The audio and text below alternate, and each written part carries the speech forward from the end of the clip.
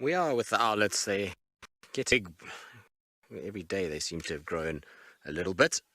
There's definitely one that's a little bit more confident than the other. When I was here yesterday, it was the same thing. The one was like up and looking at us, and the other one was down and hidden from view.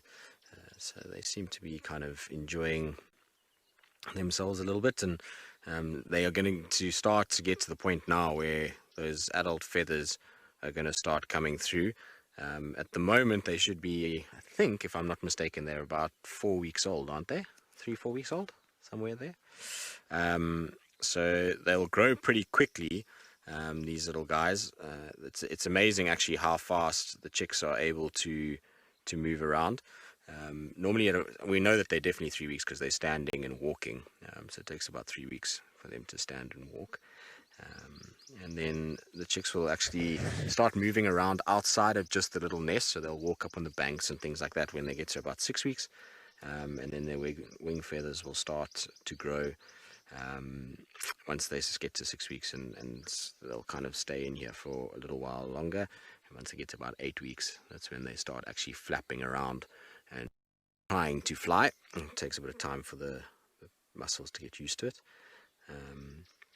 And they'll then hang for quite some time after that. But the dangerous part for these guys is this little phase where they're down on the ground like this. As we know, the Mulawati is a thoroughfare for a number of predators, and they're quite vulnerable. They're quite vulnerable where they are right now, and so that makes life a little bit tricky. Now, Gregory, you're asking about owls and eyelashes like ground hornbills. No, they don't have eyelashes like ground hornbills. They have feathers on their eyelids.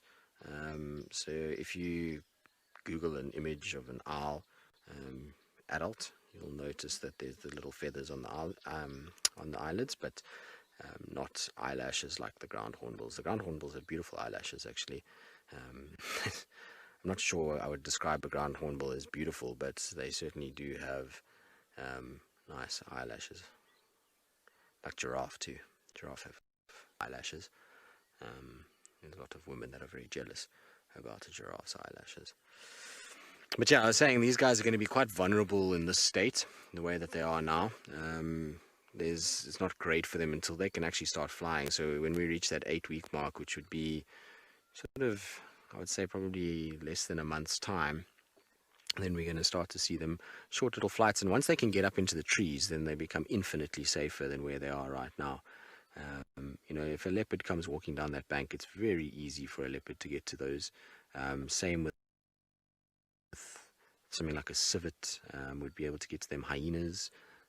So they're still quite vulnerable. And the bigger they get, while still being nest bound, the more likely they are to be found, because they start to wiggle around a lot more, so movement attracts attention, and as they get bigger, they're a much easier seen object. You must also understand that mom's now no longer camouflaging them, because when mom was sitting there, she camouflages them nicely. They don't get seen as easily, whereas now, there's these big white, grey, fluffy owls that are moving about. It's very, very easy to spot them. When you come around the corner here in the Mulawati, you can see them from far already.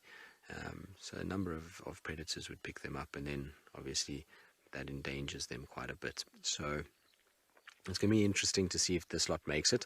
The last 2 clutches haven't, as far as I remember, because the last one that kind of got somewhere was Sebwig, which was in 2019. And that's owl got to the point where it looked like it was flying around and then left. And they do leave once they get to sort of 6 months. You start to see them kind of getting away from the nest, and these guys can go a long way. They'll end up sometimes distributing a couple 100 kilometers from here. So, and once they're adults, you're never going to know which owl it is. It's impossible to tell from there unless you obviously ring them or something like that. Then you'd be able to know. But yeah, it's going to take a bit of time still. So these two, for them to distribute, would probably need to be, I don't know, February, somewhere there. they would start to fly. So it's a long time from now to February until they're big enough and strong enough to go and find their own territory. All right, well, we'll probably leave them be because they